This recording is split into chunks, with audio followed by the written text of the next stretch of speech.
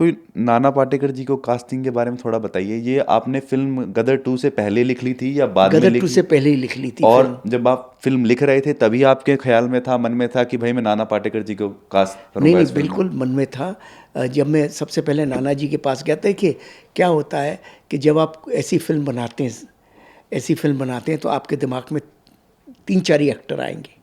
नाना पाटेकर आएंगे, अमिताभ बच्चन आएंगे, इस एज के तो दो चार पांच ही एक्टर हैं। फिर अमिताभ बच्चन साहब ने तो बागवान कर ली थी, पीकू भी कर ली थी, और भी ऐसी कई फिल्में कर ली थी। तो मुझे लगा कि ये नाना पाटेकर साहब बहुत सालों से आए नहीं थे, तो मुझे लगा कि ये थोड़ा फ्रेश रहेगा, थोड़ा नया रहेगा, थोड़ा अलग डायमेंशन मिलेगा इसको, मेरे करेक्टर को। और जो मिला भी, उनकी उपस्थिति से जो मुझे मिला, कमान मिला। 5-6 महीने सब्जेक्ट में वो इन्वॉल्व रहे और बहुत कुछ होता रहा उनके साथ। तो डेफिनेटली बहुत आनंद आया उनके साथ काम करके। पहली मुलाकात में ही जब मैं पूना गया उनसे मिलने और उनको स्क्रिप्ट का नरेशन दिया, 10 मिनट 15 मिनट की कहानी सुनाई, उसी वक्त ही उन्होंने हाँ कर दिया। करेक्टर ऐसा ही था और I really enjoyed working with him. Nana Patekar जी जाने जाते हैं स्टोरीज के साथ इधर उधर थोड़ा थोड़ा डिफरेंसेस क्रिएटिव थोड़ा इधर मोल्ड करने के लिए। आपने उन्हें कितनी फ्रीडम दी थी स्क्रिप्ट के साथ, और कितनी फ्रीडम आप अपने एक्टर्स को देते हैं? मैं अपने क्रिएटिव फ्रीडम। एक्टर्स को करेक्टर के मुतालिक बेहद फ्रीडम देता हूँ। भाई एक्टर करेक्टर प्ले कर रहा है, एक्टर से परफॉर्मेंस ही नहीं होगी, राइट परफॉर्मेंस नहीं होगी अगर आपने करेक्टर रॉन्ग लिखा हुआ।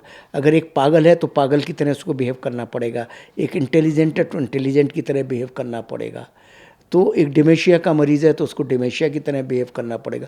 तो आपको एक्टर को फ्रीडम तो देनी पड़ेगी अपने सीन्स के दायरे में। सीन्स इधर उधर नहीं जा, सीन जहाँ जा रहा है जाना तो वहीं पड़ेगा, लेकिन उस सीन्स के दायरे में परफॉर्म करने की आपको सहूलियत देनी पड़ेगी। जैसे जब मैं आपका इंटरव्यू कर रहे हैं आप मेरा, तो आपको मुझे फ्रीडम तो देनी पड़ेगी जो मैं बोलूं, लेकिन आप बनवास की बात करें तो बनवास के दायरे में ही मुझे इंटरव्यू देना पड़ेगा ना। मैं कोई अमेरिका के बारे में तो इंटरव्यू नहीं दे सकता।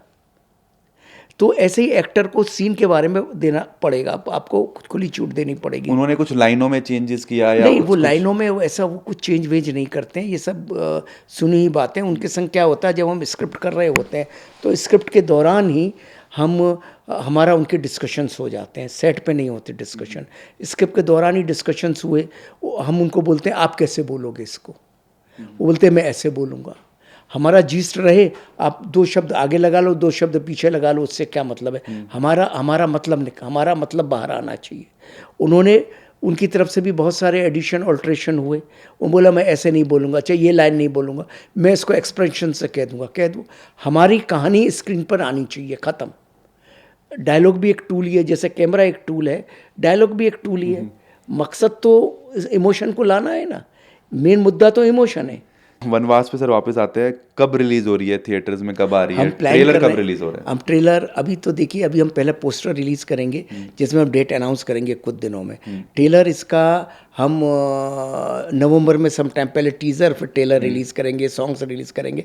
हम प्लान कर रहे हैं दिसंबर का, क्रिसमस के टाइम पे। लेकिन 1-2 हफ्ते में, कुछ दिनों में हम डिसीज़न लेंगे।